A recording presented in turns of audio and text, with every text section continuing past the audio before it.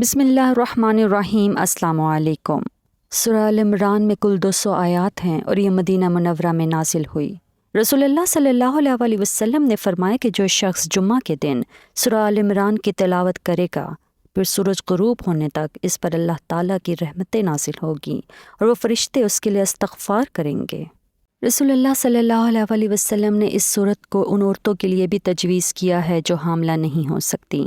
اس صورت کو اگر زعفران سے لکھا جائے اور پھر اسے تعویذ کے طور پر پہنا جائے تو اللہ تعالیٰ کی مرضی سے وہ حاملہ ہو جائے گی۔ امام جعفر صادق علیہ السلام نے فرمایا کہ اگر کسی شخص کو روزی کمانے میں مشکلات کا سامنا ہو تو اسے چاہیے کہ اس سورہ کو لکھے اور اسے تعویذ کی طرح پہن لے۔ اللہ تعالیٰ اس کے رزق میں بہت زیادہ اضافہ فرمائیں گے۔ آپ نے یہ بھی فرمایا کہ جو شخص سورۃ بقرہ اور ال عمران دونوں کی تلاوت کرے گا تو یہ صورتیں قیامت کے دن بادلوں کی شکل میں آ جائیں گی تاکہ اسے شدید گرمی سے بچایا جا سکے۔